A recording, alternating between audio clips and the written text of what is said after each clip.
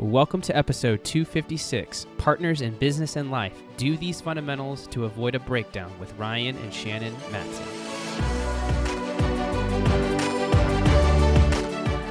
Welcome to the Be That 1% podcast. I'm your host, James Silvis, mindset specialist and performance coach. And here on the show, I'm going to challenge you to think deeper, commit to greatness, and develop a stronger mindset. You'll hear stories from those who are living life on their terms, and you'll receive strategies that will help you level up. So the question is, are you ready to be your own 1%? Let's get started.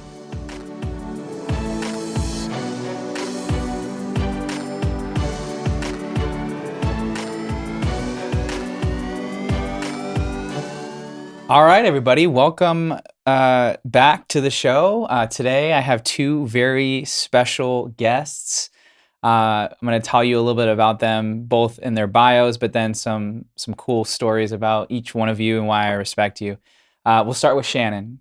Shannon Matson is a corporate marketing. She started her marketing career in working and scaling businesses. She's worked with, big names such as L'Oreal, Degeneres Show, Kendra Wilkinson, Alex Rodriguez, Jennifer Lopez.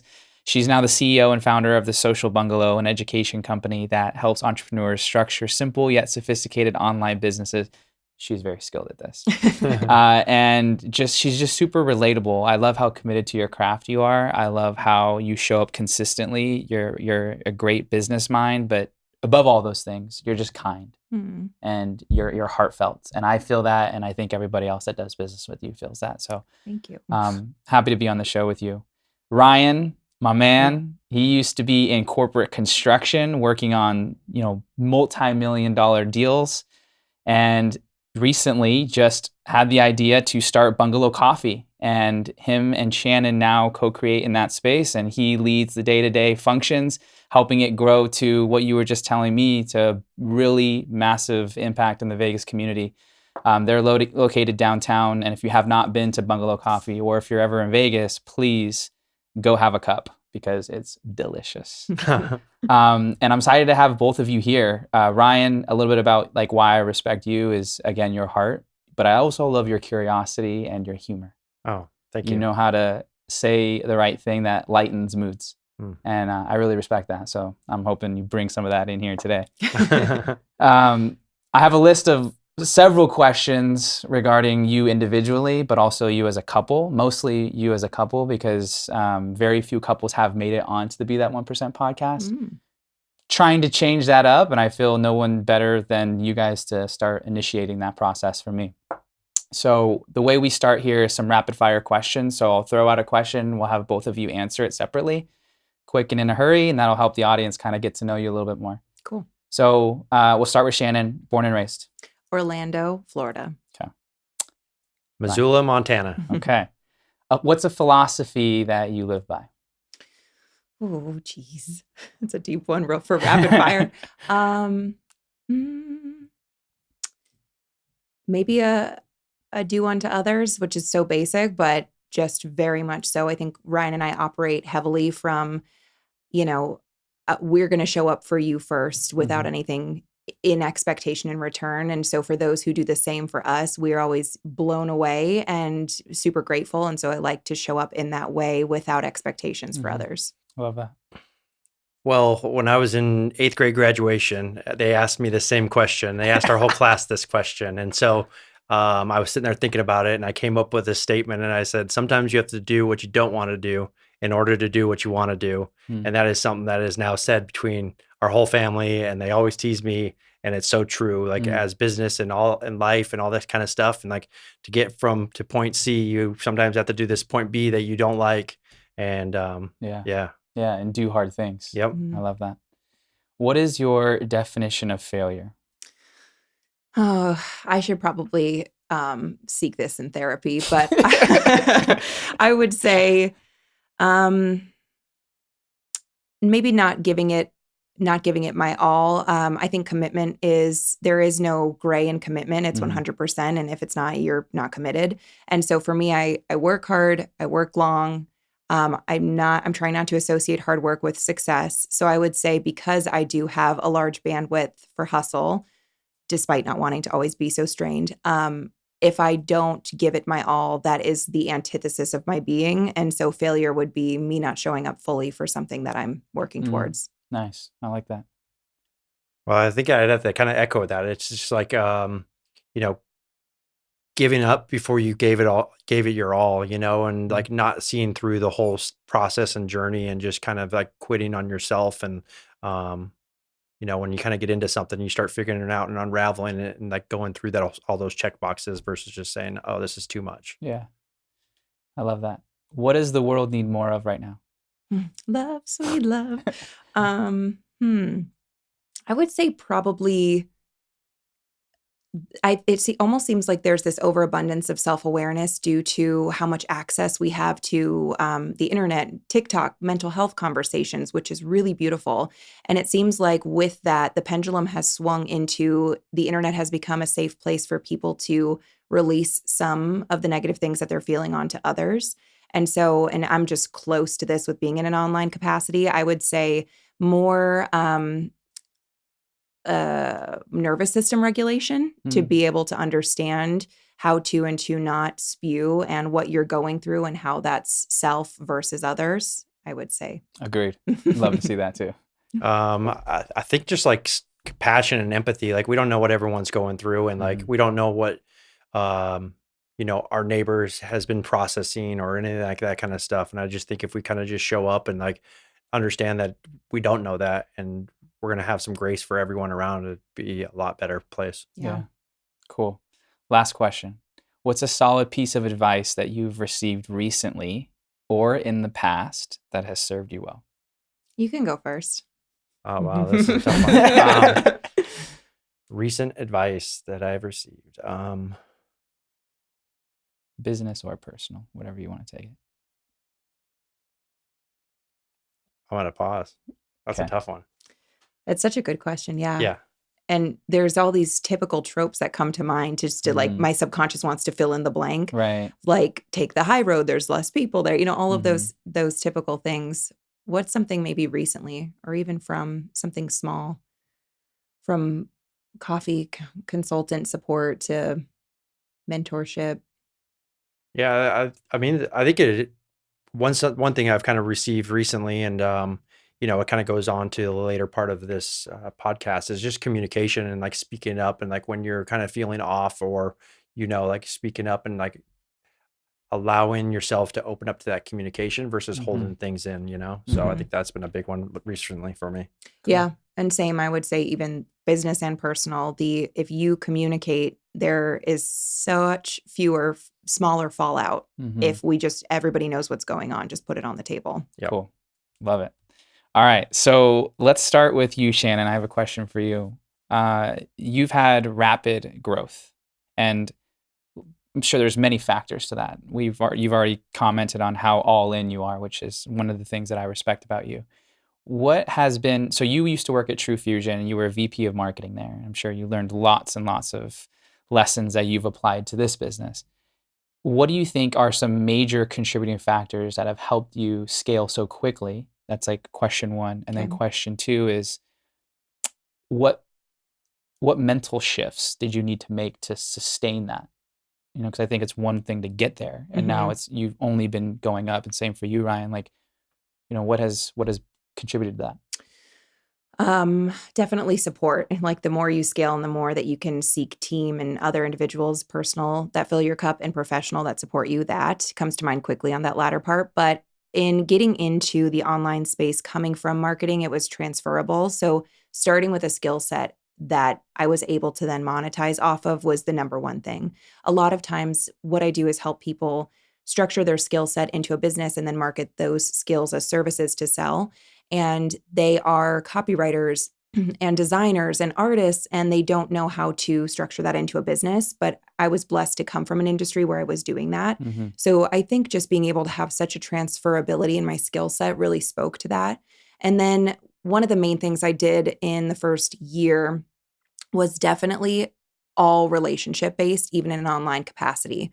So somebody would, and I'm just being technical, but opt in for my email list. And then I would go and look up their email on Instagram. And then I'd message them and say, I saw you got my freebie. How are you liking it? And they're like, whoa, this is wild. And we do that with Bungalow Coffee, where we comment on so many of the community's posts and whatnot. And they're like, who is this? This is the friendliest coffee shop. What's happening? And I think relationships, money, success, all of those things, they're emergent properties of relationships. And when we can operate from a space where we really see the human beyond the investment, that's where I think things can go quite quickly, and word of mouth can grow you fast. Yeah.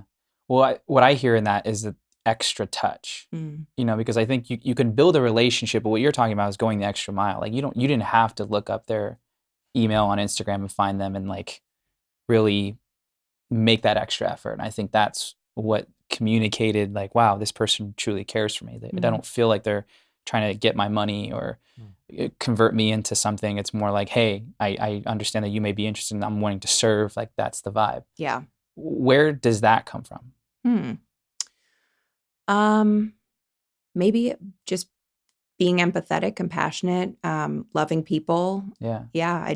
I think it's natural. Like it feels weird to say, but I'm just really, I think in marketing, there's so many shades of gray and things are so subjective to the consumer. And so you're so trained in like, what's the market research say?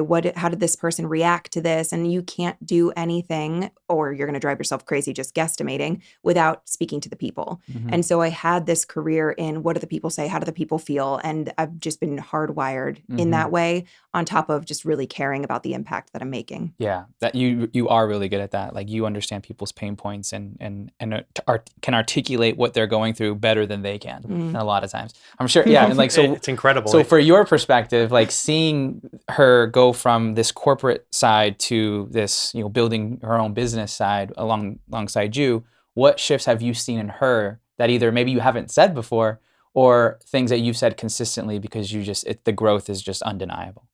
Well, like I remember when she called me and she's like, she'd been talking like I could do this for myself. I could do this for myself. And she called me and I stepped out of my office and she told me, I want to leave. I want to quit. And I want to pursue this online. And I think this is a spot for me. And I took that phone call and I was like, okay, I mean, I got us for a little bit. And like right away, she hit that ground running so fast and started building relationships. And I know she got connected with you right away. And like just her, she is like this brainiac person that strives to figure it out. She needs all the answers, all the details, and she wants to look so granular on how to figure things out. And she just dove straight in and like she just wanted to like she put everything to it. It was how can I do this and how can I make this possible? And I've seen that growth and trajectory for her, and she had various people around her and like all that kind of stuff. And one of her greatest attributes is like her presence. When she comes and sits in front of you, whether it's a dinner, a meeting, she is fully vested in that relationship in that moment, and it's like no phone, none of that stuff. And that's who she is in person, in online, and like all that kind of stuff. And all of that just has transferred. That's beautiful. Love that. That's great. And so for you, Ryan, you were in construction. And then what led to the transition of like, maybe I don't want to do this anymore. This is not fulfilling to me. I don't know what your thought process is, but where were you when you had that idea of like Bungalow Coffee? I want to like make the leap and start building with Shannon. Well, it was kind of like this. So I graduated school. I got into high-end residential construction here in Las Vegas. And I was like, oh, there's more out there. There's more out there. What's going on on the strip, And I was like, I want to get a touch point over there. And so, I got this job, kind of worked my way through it. And I was kind of at like really that point when my career was really going to start going up in construction. Right. And it was a tough decision that weighed on me very heavy. I mean, for months, I was talking to her and I was like, I need to put in my notice. I need to put in my notice, and during COVID, they kept me there and I was a part of a very small COVID relief team. And, we kind of had like when the social bungalow took off and I just came home one day, I was like, we should open up Bungalow Coffee. And like, we kind of joked about it and we told one person, and that one person sent us a message and was like, literally one person at all knew about this. And she sent us a message. She's like, hey, did you hear about this coffee shop? I think they're closing. And, when we did that, we sent them a DM. We literally, through Instagram, sent them a DM and said, hey, are you guys closing? Are you interested in looking to sell? And that transition was kind of through that process, is like the coffee shop growth and construction was moving very slowly because Yeah. I'd be like going to work and then like coming in after hours and like trying to help set it up with my dad and like trying to work through that stuff while having that, 7 to 5. Yeah. And she kept pushing me and she's like, you can do this, you could do this, and I went in there and just put in my notice and we kind of went for it. And, Yeah. and there's that fear of like, what if this doesn't work out? Right. And like, luckily we had the backing of one business, it kind of like chasing this passion project of another one. And at the time, the people around me at my job were kind of laughing, like you're leaving this to go work in construction or to go open a coffee shop. Like what? This does make no sense, and they Right. couldn't fathom what this was, and so like it was kind of chasing this passion project that is kind of growing for both sides for us. Mm. Okay, that leads to a lot of questions. I'm going to hold those for a second. Hmm. What was the final straw that made you say, okay, let's do this? Considering the fear and measuring that inside, I'm sure Shannon obviously helped shed some light and was definitely a support system here. But like for you, what clicked and you're like, let's do it? I think it's just like the future casting of owning your own schedule, Mhm. like that kind of things, like financial freedom in the sense of like, if this one takes off, like what could 3 of these locations turn out to be? Mhm. What could that be? I know that she needed support on the social bungalow side. And that was weighing on her. And like, so it was these very long days of like, I was kind of checked out of one my main job because I'm like helping her support her while I'm away. Right. I'm leaving there to go build another job. And so it was just like this, like I was at this point and it was like, all right, now is the time to kind of chase this. And, and as a young kid, I mean, my senior graduation or my senior project was like, I wrote a whatever document on like being an entrepreneur and like, Mm. my project was like starting your own cabinet company. And so like, I always had that mindset in me and to kind of make that shift. And so like, when you see that moment and just kind of letting go of the fear and like, Yeah. it's sometimes you don't want to, sometimes you have to do what you don't want to do. Right. There you go. Living by your wisdoms, right? And so Shannon, for you, how has it been watching Ryan make that transition and like what was the biggest change that you saw in him? Well, Ryan is something that I didn't totally realize about him when we started dating, and I was younger at the time, so I don't think I had the like wherewithal to appreciate this in him, is that he's actually kind of a stoic. He pursues fellowship and of course personal development, but he really lives by these small but mighty principles, and he's consistent and he's strong and he's so unshakable for so many people. And with that, I knew that of him, but because we didn't work so intimately together, I Yeah. didn't see him in his day-to-day life. So to come in and see, the slice of what I loved in husband mode, but how much that transcends to who he is in business owner mode, in team leader mode, in nurturing on our clientele mode.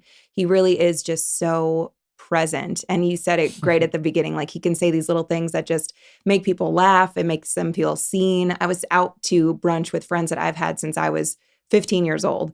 And they were like, man, we love Ryan, because they've been coming to the coffee shop and getting their own relationship with him. And they were like, he makes you feel like you're the only person in the room. And like, he makes you feel like $1,000,000. And I was like, yeah, he does. And I'm so used to seeing him, or I was, in just this wife capacity, but to see him have that transcend and be that same person in all these other roles, I'm like, man, you're great. I really bagged a good one. Good job, me. Yeah. I was like, Yeah. he's fabulous. Yeah. Yeah. That's cool. So, Amanda and I have been in business partners now for, 7, 8 years. And, it's not easy and it's not for everybody. What, what has been going really well that you're shocked is actually going well? Maybe you're like, I never thought that this would work, but it actually is. And then maybe once that we get there, then it's like, what challenges does that bring that people don't know about, that other couples who may be in similar positions can hear from that and learn from? Going well, maybe just how well we work together as people. Like if you were to plop us into a corporate structure and we didn't know each other, I would say that we would be a little dream team. We got very lucky that I think our brains and our workflows and what have you, we can get some stuff done. that's going well. I don't know how to explain that as far as like what another couple could potentially tap into. Are you more of a visionary? Are you more of a executor? Is Ryan more of a systems guy? Like, Mm. what's the strength that you feel complements each of you in a business sense Mhm. that has worked? He's logistical, and I'm and logistical in a way that helps to bring me out of like the depth that he was saying, the nitty-gritty granular. I can get hyper fixated on something 7 layers deep that's not necessary. And he's like, okay, logistically speaking, this is how this Mm. needs to go.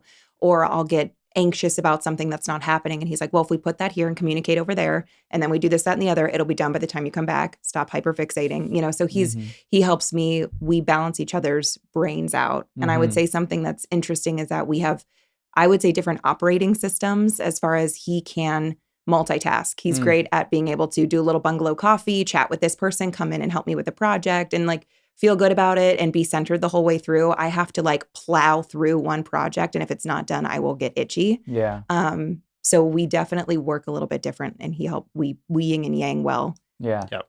Is that something that you both knew, or is that something you realized working together?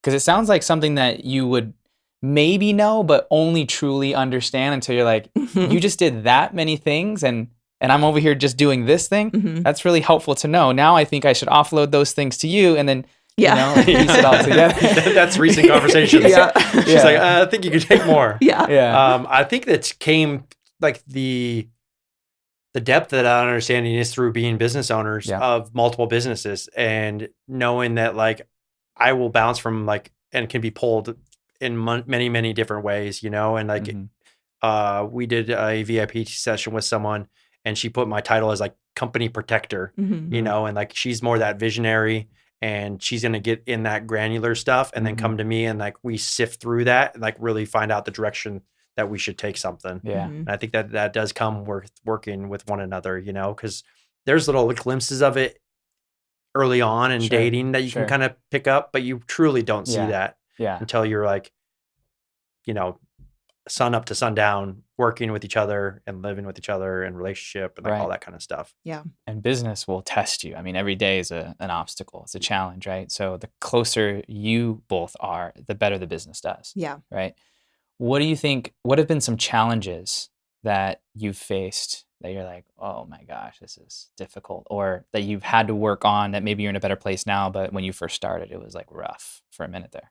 I think every time we go through a season where we are in a flux state with team, where somebody has, chooses to move on, or it was a contract that ended, or, we let somebody go, and there's a role to be filled that then I end up being the doer within. And there is no choice but for my butt to be in a seat, me to be kind of hunched over and deep thinking. And I already have all these other roles to fill on top of that one, but it ends up falling in my lap temporarily just based off of hiring issues here and there. That's where it's the hardest on us, when we don't have that support and I'm sitting in that seat, because me needing to get that done is going to impact me being able to Mm-hmm. go on a date, Right. Right. Same. Yeah. And I mean, I think it's communication. It's like we're wearing these different hats. And so it's like this weird dynamic at Mhm. sometimes. Like Mhm. I am her husband. I am her business partner. I can be an employee. Like I can be all these different things. And it's like, so it's like taking the time and the intention. And like I was talking about, the communication is like speaking up, like, hey, I feel like our relationships like kind of being put on the back end, Yes. and she will validate and be like, absolutely not. Like this is the priority. And then like, we've been really good at like date nights aren't talking about work. It's tough. It's Like so hard. it is so tough. Especially Like, when you love it. yeah, Yeah. yeah. And you got Yeah. stuff coming up and like you got stuff that happened. Like you haven't really filled each other in. Like she's head down on something and like there's all these other stuff happening that she's not aware of. And I'm like, we're out to dinner. I'm like, I want to catch her up. But like finding that balance of like just like truly like being in there for the relationship and then like, Mm-hmm. in the morning and all that kind of stuff when we're going in, it's work mode, like she's in work mode and Yeah. like she'll put that boundary, like I'm full focused and this is it. And like, I can't be, with that granular stuff. She can't be interrupted Yeah. or else like really takes her a long time to get back into it. And so Mhm. like just finding that balance and like Yeah. communication when you're like feeling different ways. Right. There's two things that will, well, maybe three, that will test you like in so many ways. One is just being in a relationship with another human being, Mhm. friendship, but like just marriage, Yeah.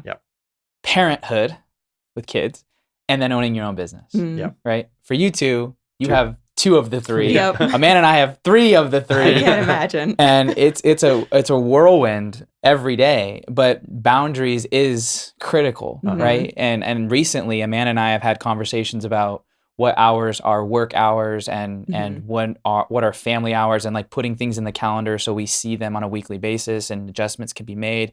And as you both know, I travel a ridiculous amount, and Yeah. so making sure Amanda feels supported and making sure that she vocalizes when she's not feeling supported, because she can quickly get overwhelmed having it land a lot on her shoulders when I'm not there. Mhm.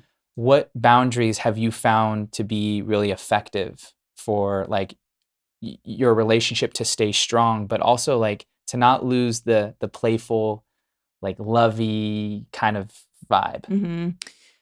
We have been trying to do an hours thing because it can just bleed, and Yeah. you look up and it's 7 p.m. So we're trying to say, okay, by 4 p.m. And he's got some stuff he does with friends, and I like to go on my hot girl walks, and then we come back together, make dinner. We've got a new show we like, going out and exploring things Yeah. and doing different things on the weekend. I think hours works well. Yeah. Mhm. It's that. Does that mean breaking it down by hour, or what do you mean by that? By saying like we're getting off our laptops at this time. Okay, so hard stops. Yeah. Yep. Okay. Yep. Hard stops, Mhm. soft stops, I guess. Yeah. Medium. We'll check in. Medium Four- boiled stops. It's 4. How are we feeling about this? You're eating cereal tonight. Yeah. Yes. That happens sometimes. Right. Yeah, it's just like that was our recent conversation, was just like working through that and making sure that we had and validated each other's feelings towards the relationship, and it's worked really well. And so now we've been very thoughtful on like cooking dinner together, cleaning up after dinner, sitting down, watching shows, like being very intentional on that part of our evening, because the days get so stacked up. Yeah. And if you don't allow that time to like just laugh and then conversate over a TV show or like have that kind of stuff, has been really helpful, as of recently for us. Do you believe in work-life balance? No. I think that's balance is, yeah. Yeah. And I think it's subjective to what that person and the couple and the family wants and respects and needs and what fills their cup. So I think it's what is balance to you. And if you achieve that and you feel like your cup is filled on both sides, and that's great. Yeah. Yeah. Because if you're working really hard, your life relationship wise is down, but then you start working out. So then that comes like, there's so many different triggers to that balance of that scale. And so like, yeah, I always say that I don't really believe in that balance. I don't either. I think if you were to zoom out over one's life, you may be able to find balance, but definitely in seasons, no, absolutely not. And if you're trying to do anything like at a high level, that's maybe ultra competitive, depending on the industry that you're in, or you just want to be top notch at what you do because you love what you do so much, like myself, and you're just mastery driven, you want to spend a lot of time on that thing because one, it gives you great fulfillment, but for me, it's like it's a way to add value to my family, to everybody, so it's like, I always talk about juggling 3 loves: love for my work, love for my wife, and then love for my family. And I don't always get it right. Yep. Those plates fall a lot. But Amanda knows how much I love it. And she also loves being in it with me. So do you think, and how do I want to say that? What do you think about couples being in business together?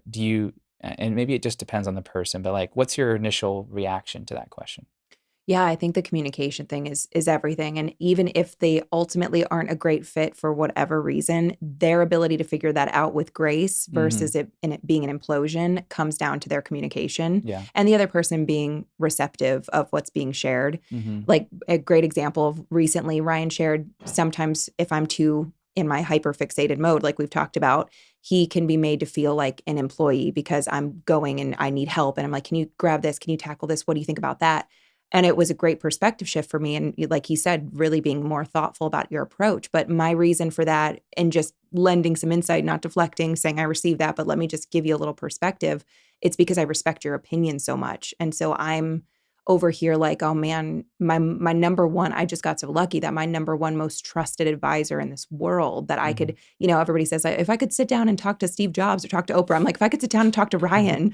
And so I'm like, can you look at this? What do you think? What do you think? What do you think? And he feels like pick. And I'm like, I value. And so until we were able to sit down at the same table and be like, oh, wow, and both be able to be more thoughtful in our approach from there, it comes down to the communication. Yeah, and I think that always will differ between couples and individuals, and it's tough to know if it's going to work in that sense of it, and like we're really big on like leaning to others to support us who've done stuff, like we hired a coffee shop consultant, we hired a chef to come in and create the food menus, like we hire VIP sessions with different individuals and that kind of stuff to kind of like help us navigate areas that we're not familiar with, to allow us to sit in each of our strengths, which allows us to kind of help that, because if you start trying to like figure a lot of stuff out where it's not your strength, and the two of you you're going to come to some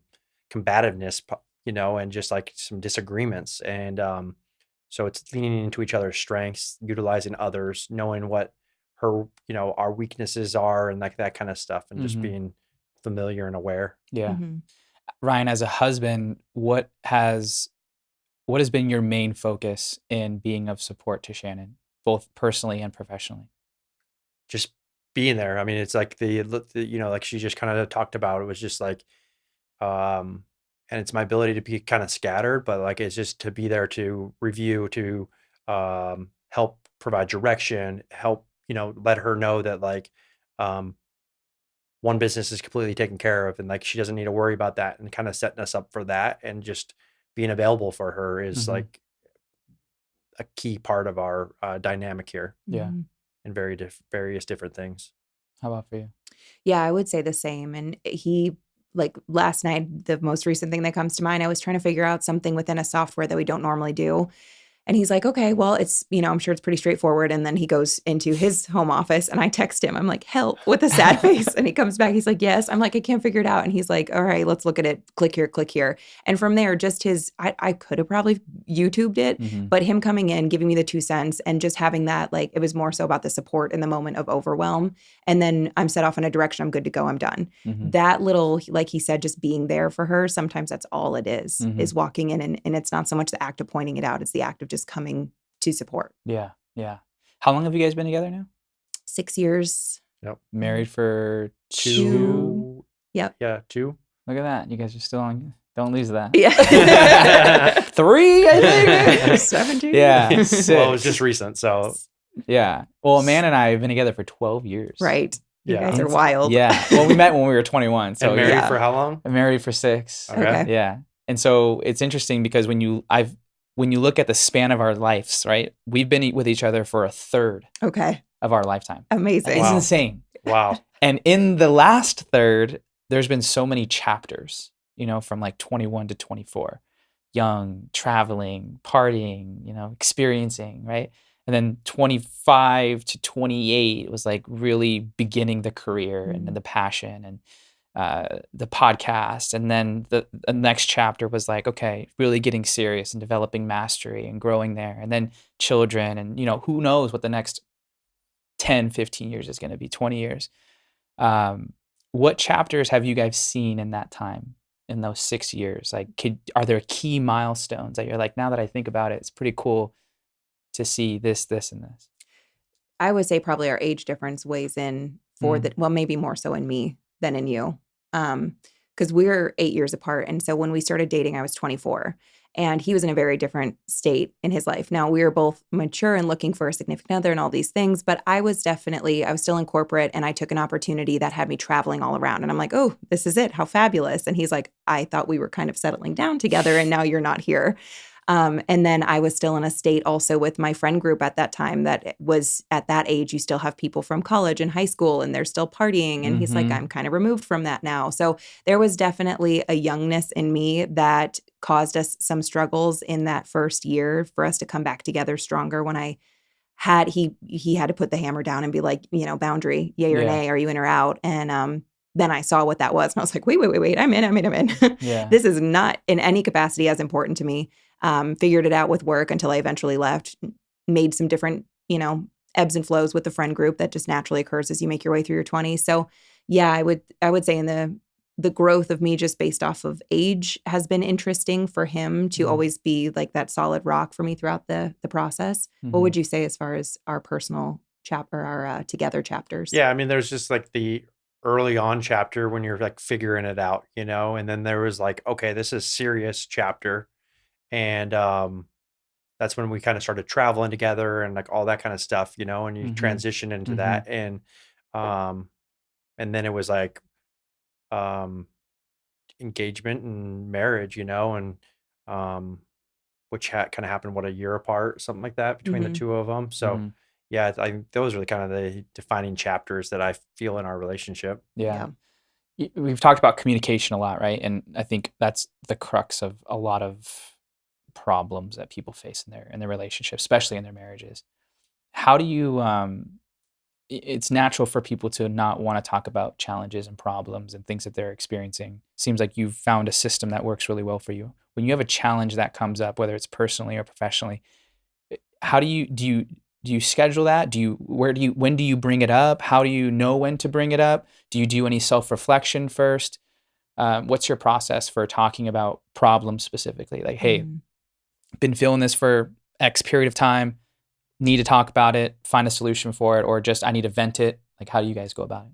I don't think we have a good process. Like she can read me like a book, and that's what happened in our most recent like conversation. She's like, "You seem off. What's wrong?" And like, I'm like, "Oh no, it's fine," and like, so we're not like great at that, like scheduling that. And like, I knew like I wanted to talk to her, and I was like trying to navigate like, what does this look like, and like, as business owners, there's a lot of overwhelm at times, and so I'm like, I don't need to add one more thing to the plate, and she just kind of called me out on it. She sensed it. And like, we sat down right then and there and we talked about it, and we had a very in-depth conversation. And like, that's how that kind of handled it, and other than that is like if it's a business thing, we're on that like fast. It's the transition from when it's like personal, right? And, it's your own personal feelings that it sometimes comes tougher and challenging. And she just reads me right away, and that she can tell me when I can shut down. And so, yeah. Okay. I would say in our personal relationship, I'm more of the like, let's talk this out. What's the dynamic? Unpack that for me.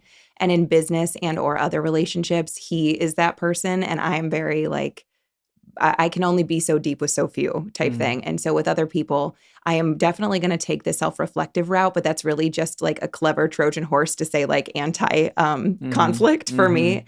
And like we have this line in our vows that Ryan says where he's like, when you won't speak up for yourself in the line at Chipotle to get your extra scoop of chicken, I'll be there for you. And it's just so true that in the real world, he definitely spearheads a lot of that as the, if we have a dynamic with a team member or something going on with one of the businesses, we'll nip it in the bud, but we'll do so quickly because Ryan is there to have my back. Between us more personally, I would say I'm the one that's more like, hey, let's talk. Yeah. That's interesting. Because like you'd think that personal would kind of bleed into professional, and maybe since you do it personally, both of you would do it professionally, or since you do it professionally, you would do it more personally. Right.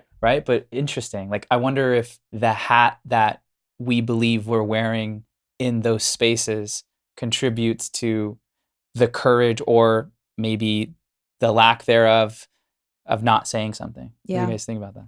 I think courage is a good word for it for me. And I also think it's like a masculine, feminine energy. And so when I feel safe to communicate with him, and I feel like I'm still in my feminine energy if I'm like, hey, let's talk this through. But in other dynamics, let's say business, it feels like I have to lean more into a masculine space versus, of course, when we're in the conversation, I'm very tender with whomever. But the getting there, the courage to have it, and then like the broaching of the topic, that feels a little push zone for me. And so that's where he helps to kind of get us through that threshold. Yeah. What would you say? Yeah, I think that's like spot on. It's just like this. I don't know, you even have an answer for it, but like I can, and maybe it's just like it's your partner and you don't want to like cause issues at home and like that kind of stuff, and like I have no problem speaking up to the guy with the small chicken scoop at Chipotle, like or to team members and that kind of stuff, you know. And that was kind of like one of the hardest transitions, was like coming from an industry that's very masculine into a very female area and space, and you know, like that different thing. And so like I can have that energy over here to the external population, but inside I'm just like, all right, I'm gonna Right. hold these close, you know. Yeah. Yeah. It's fascinating. Yeah, Mhm. that's a good. And a beautiful like spectrum of a human being, Yeah. you know, like moments before you were like this and now you're like that. Wow. Okay. I know you're a lot of things to each other, you know, and I think that's a great area to see that in your partner, you know, Yeah. to see like how they operate in three different spectrums. I know Exactly. you're like looking at Amanda, you like see her on the business side of it, see her as a mom, see her as a wife, and like you're going to see Yeah. all these different dynamics and how they navigate that. And it's like one of the most beautiful things to be, you know, so close and work with your partner and like be married to them and like that kind of stuff. You get to just see them like thrive and navigate different things. Yeah. What do you guys see in the couples that maybe you hang out with currently or in the past? What are some things that you've noticed that have led to a breakdown in that relationship, whether it's splitting up, divorce, or just a really rough time? Maybe it's communication, but like what components have you guys identified just in your observations? Hmm. I would say, yeah, I mean, I guess the answer is communication, but to go further on that, a lot of times if I have an intimate in on what's going on, the person, let's say my girlfriend, is talking to me more than she's talking to him, her, whomever. And so with that, the looking at how they separate, they're almost living in these two. If you imagine a human with this big thought cloud above their head and it's so big and loud and packed and it's being shared with other people and not with each other, Yes. that seems to be what I've noticed as the breakdown. Yeah.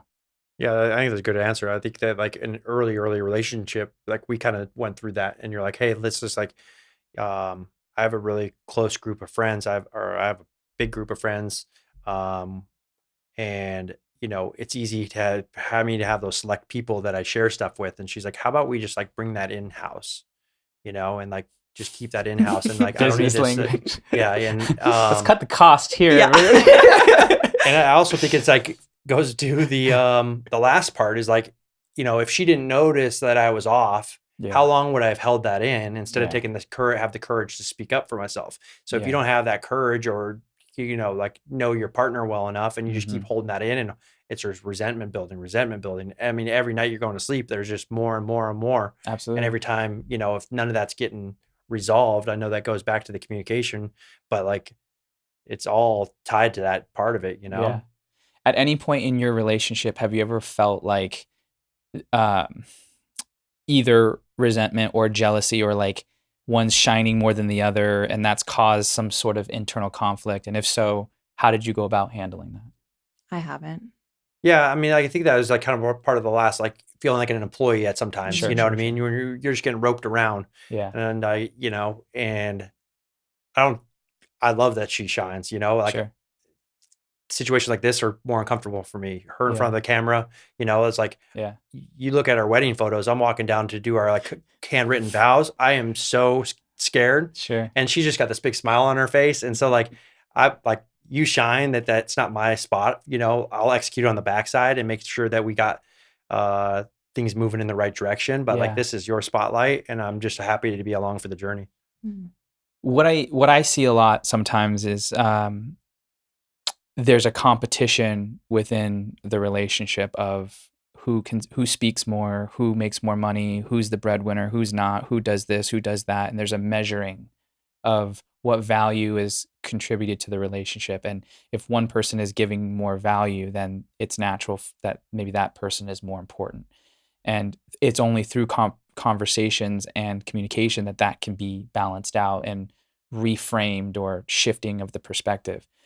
And you know, in my relationship with Amanda, I've really tried to make it a point of like, if it's a lot about me because of the projects that we're on, or because of, you know, how fast I like to move or not move, I always am like looping her in, you know. And early on, I felt like either she's not getting enough light, or moments where I was like, she is getting a lot of light, And it prompted a little nudge in me of like, how do I feel about that? Because normally I am under the spotlight or I'm like the focal point.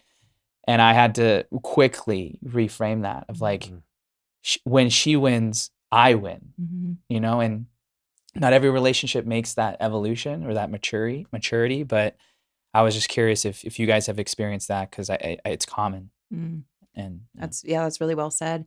I think we have our own seats, and I think that's what causes it not to flare up. But Yes. if we were, I said I haven't, because I just watch him shine in his vicinity. I'm like, poof, I couldn't do that, or that looks crazy, and I'm so glad you're over there doing that thing. Yeah. But if we were sitting in the same seat, maybe if you were getting like all these big, interviews and course deals, I'm like, wait, what about me? Sure. But also, like, what I hear in that I've also realized in Amanda and I is a self-awareness of what you bring to the table, and then an appreciation for that. So it's a twofold thing. It's like, I need to know what value I bring and not rely on the other person to tell me what value I bring, so that there's like an independence that's coming into the relationship.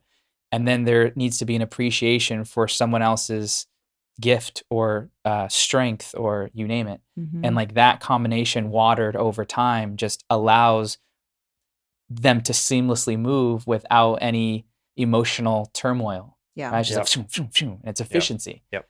But an individual has to like accept things about themselves. It's like, I want to be this in the relationship, but that's not really you.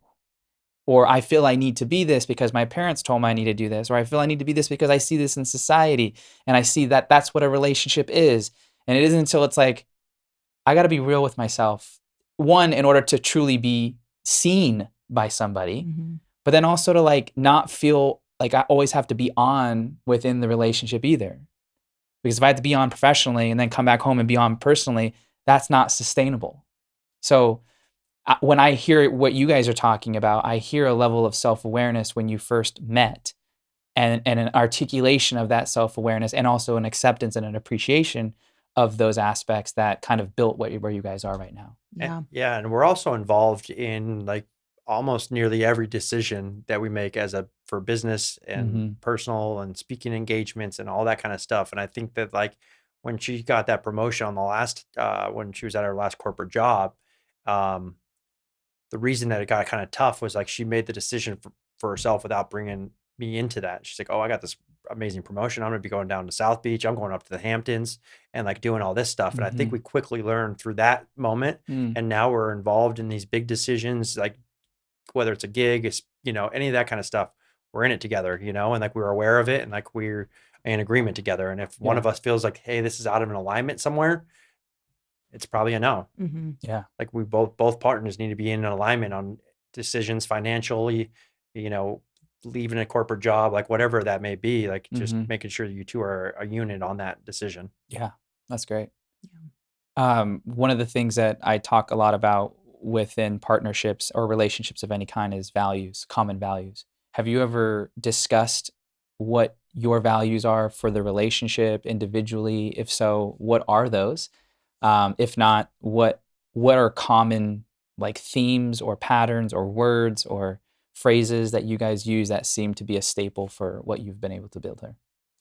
Yeah, I would say that just naturally occurring conversations as a couple, of course, you and everybody listening to this knows, like, how would I have reacted in this situation? Or things that you're both like, oh, I get it, or I'm outraged. And you typically kind of align on that, be that other humans, politics, religion, whatever it is, it kind of comes up as you go.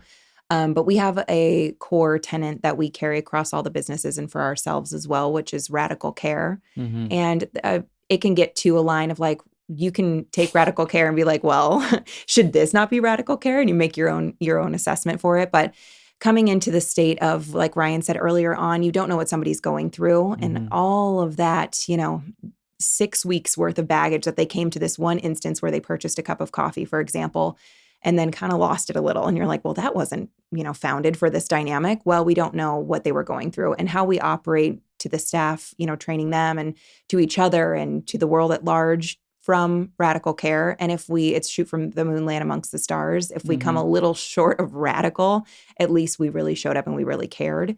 And I think that's something that is pulsing throughout us and then our relationships from there and beyond.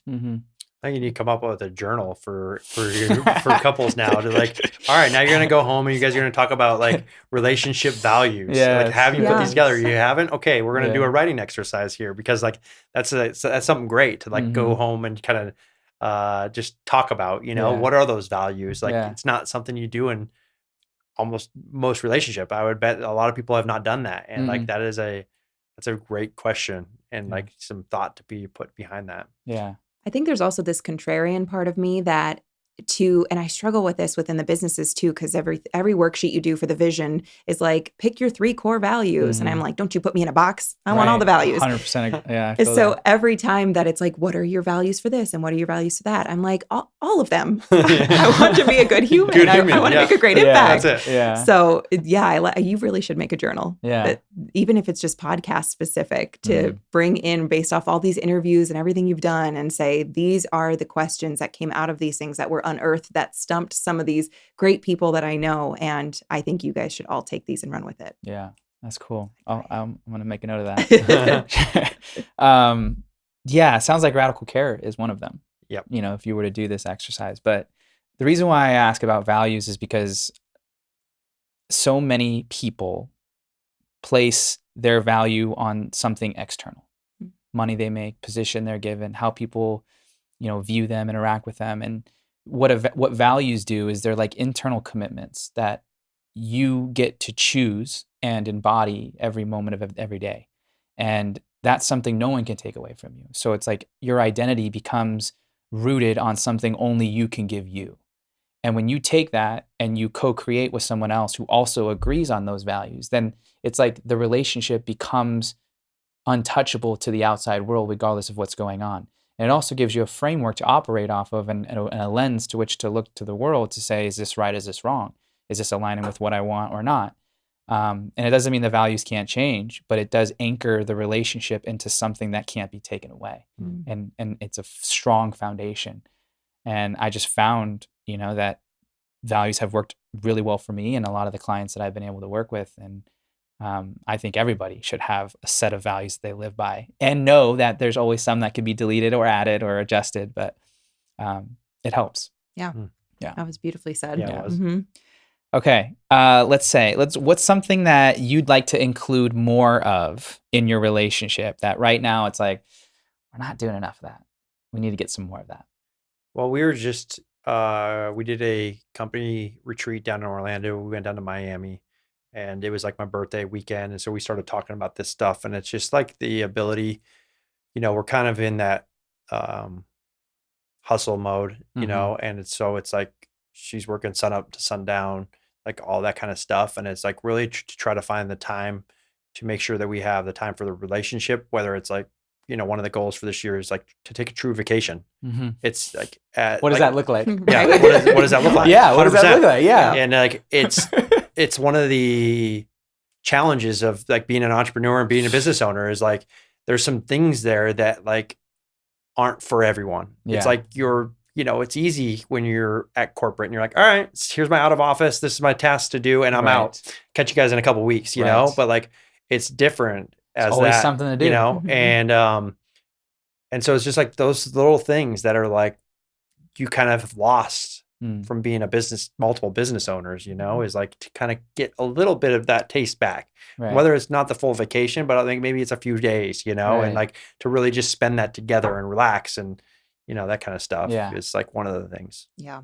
That I was just thinking the other day, I'm like, what did I do before I got up and got a cup of coffee and got to work? Yeah. Like what was I up to? Because my cognitive energy is highest when I wake up, and I do like to bank in on that and then do a workout and all those other personal care things later on in the day versus subscribing to like, oh, I have to get up and go to the gym, or I have to do like the meditation at this point because that just stifles my creativity for the day. And so I get up and I go. And with that, I was thinking, you know, if I didn't have this business, if everything just poofed tomorrow and I wasn't at corporate and, you know, money wasn't an issue, what would I be doing with my mornings? Like, who am I? But ultimately, the ability to be like, well, I'd chat with Ryan and we'd probably take the dogs on a longer walk. And, we'd go and do something. We might go down and get coffee here one morning. We might go to breakfast and those things that just don't happen because it will suck you in so fast. And then until you like sticky octopus get it off of you, break away during every single day. Well, this is a fascinating question because as I'm listening to what you said about what is a vacation, right?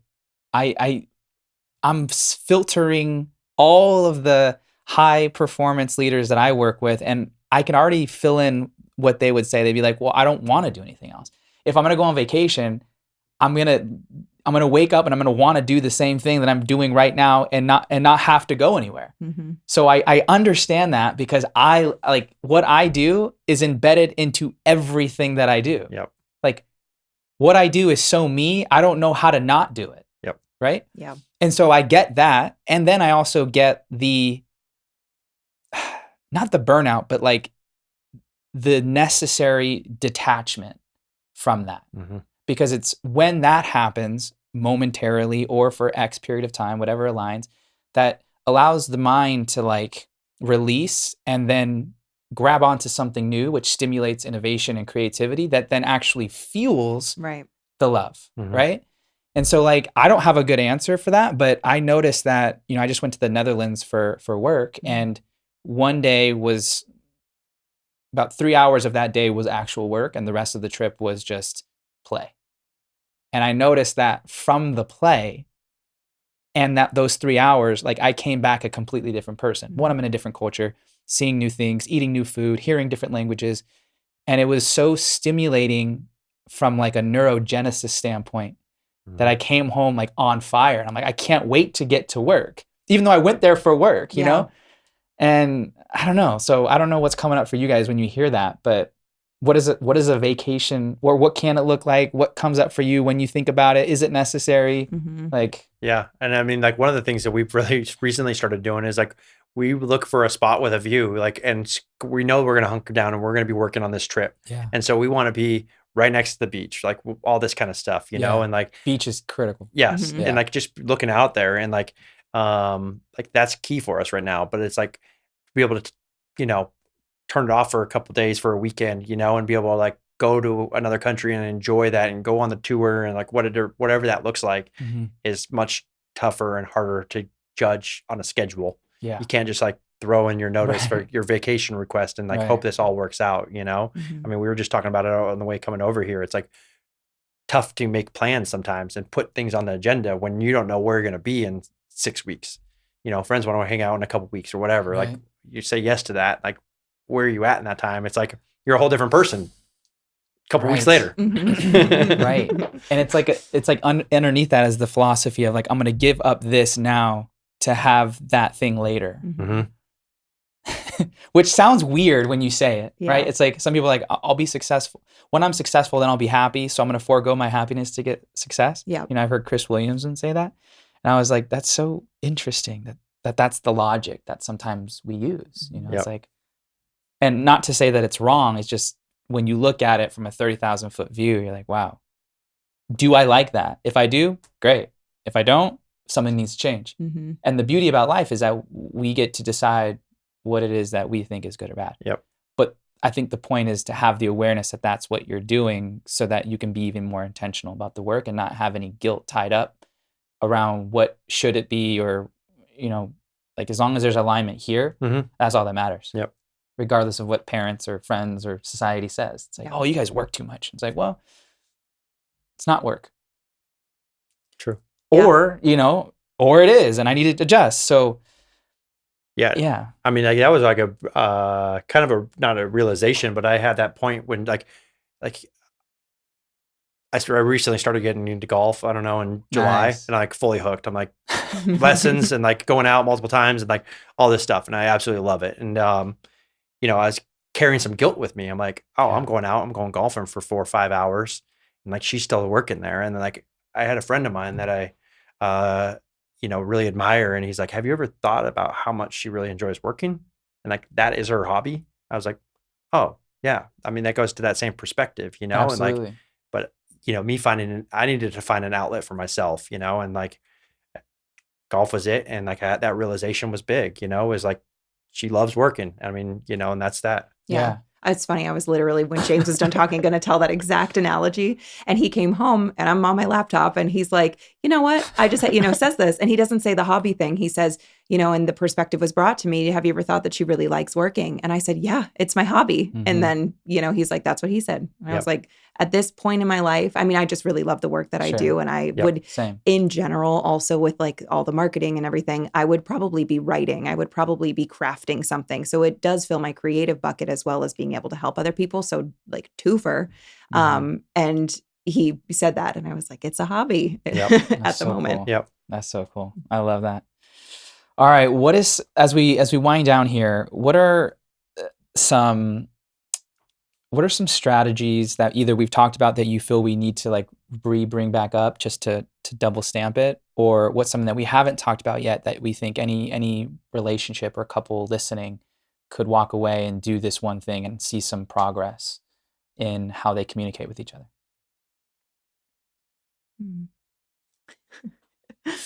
I mean, we don't have it all figured out. So Sure. I don't have a sound bite of like, we've talked about some of the things that have worked well for us, communication, doing some hard stops, really having synergistic conversations about the core of who we are and what we want, how we want to show up.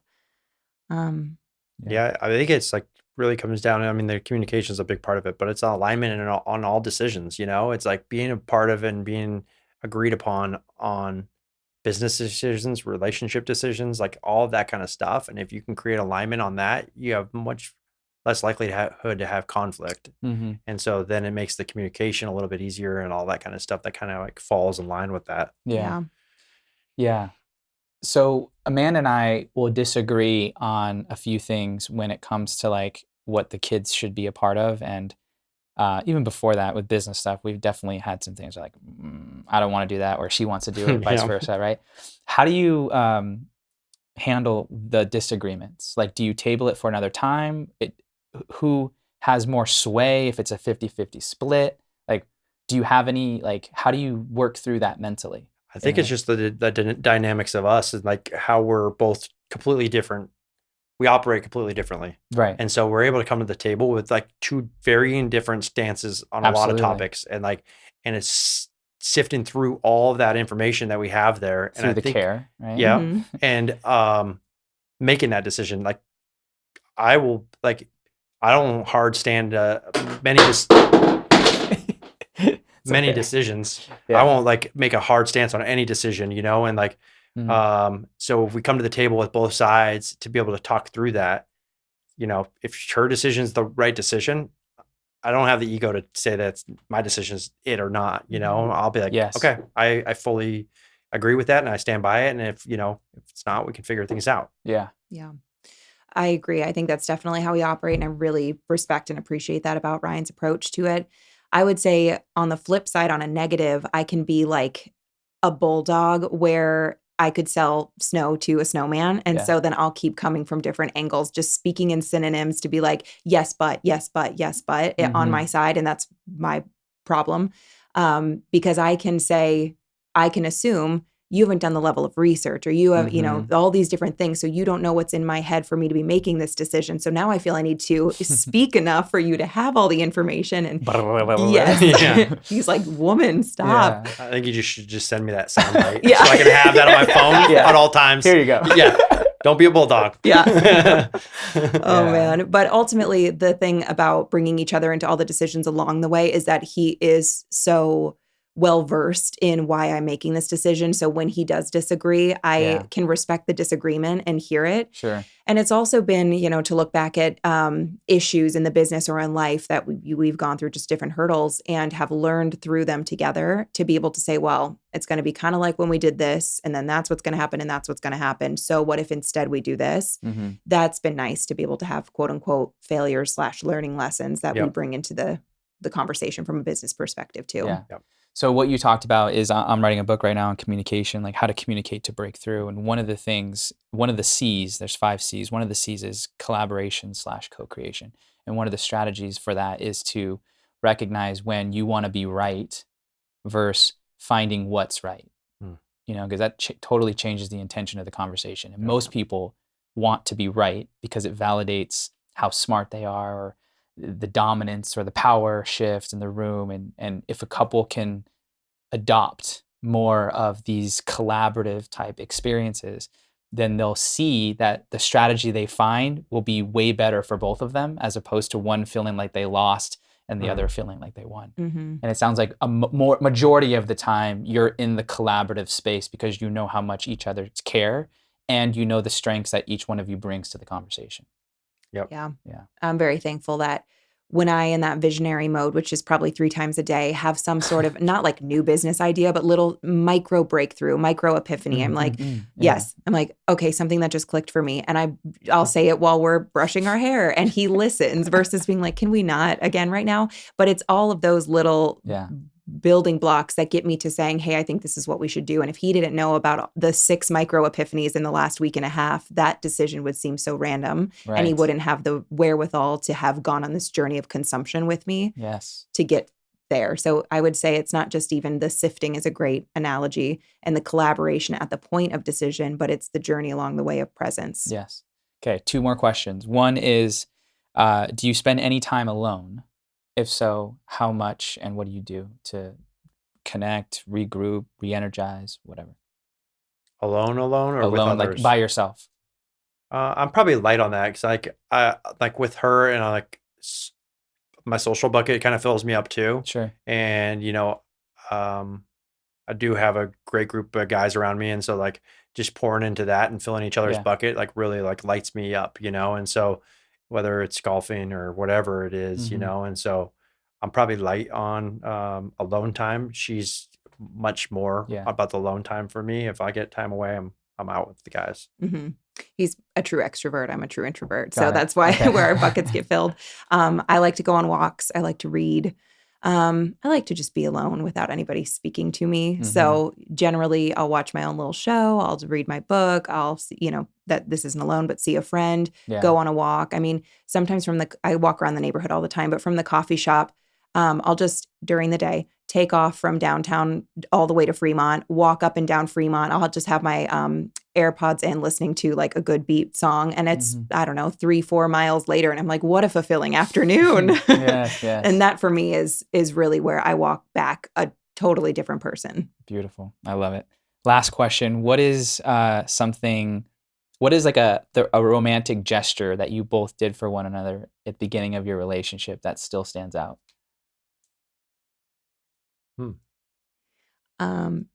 Something, should you say one about me and I'll say one about you? Yeah. Okay, what's yours? First. I have to think. I see you have something to say. Yeah, you're ready. She's trying to get me to go first, though. She's like, you go. Yeah. I was thinking about myself. I was thinking you were either going to say the red eye from Miami, or you were going to say the scavenger hunt. Oh yeah, the red eye from Miami was really telling. So when we had those trying times, and she took that promotion and stuff like that, I'm like, okay, well, like I thought we were more, and I don't think this is really going to work out. Then if like that's the decision you're going with, I respect it, whatever, all that kind of stuff. And like she left to Miami, and she hopped a red eye the very next day and showed up at my door, and she's like, no, we're not. This is what I want. And at first, like I didn't want to talk to her, and I'm like, and literally my mom was like, she just showed up at your door. Like you owe her a conversation. And so we gave her that conversation, and then like we've never been apart since that day. So that was a big one. Yeah, that was a really good one. Yeah, that was nice. Yeah.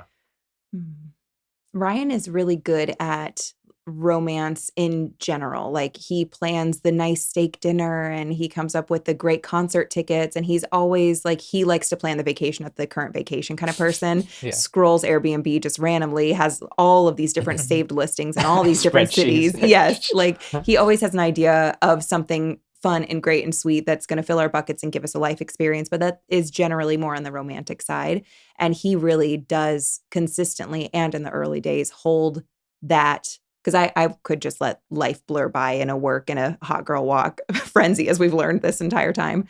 He instead is the one that's like, hey, I've got us these great reservations. Hey, I bought us these tickets. Hey, what do you think about this Airbnb? Or there's a sale at the Wynn. Let's do a staycation. And that just consistently, even once a month, he does that and pulls that out all the time. That's awesome. Cool. That's great. Well, thank you guys for sharing your wisdom, for being leaders in the community, for being a part of Amanda and I's life. And, we've had the pleasure of doing business with both of you guys and have loved every minute of it. So thank you for that. Mm. And yeah, just appreciate who you are as people, and your kindness and your radical care. So thank you for being on the show. Any last minute words before we wrap up? No, I mean, thank you. Thank Cool. you, James. Yeah. Yeah, of course. Being friends with you and Amanda is so. Yeah. I was just saying, well, how did I meet Amanda? And then we traced it back to True Fusion, and then everything from there, and just the beautiful dynamics that we don't get to see each other all the time, but when we do, it's like we've not, we just saw each other yesterday, and we're so synergistic and in values, but in relationship and humor and things that we're interested in, and we just love you guys and everything that you do and what you facilitate. So, and your commitment to your craft, like we notice it, we talk about it, we see it, we follow you, and like just to see that journey and like the people and the lives and the teams that you're transforming their lives and like leadership styles is hats off, and so thank you for this opportunity to come on here. Of course. Appreciate it.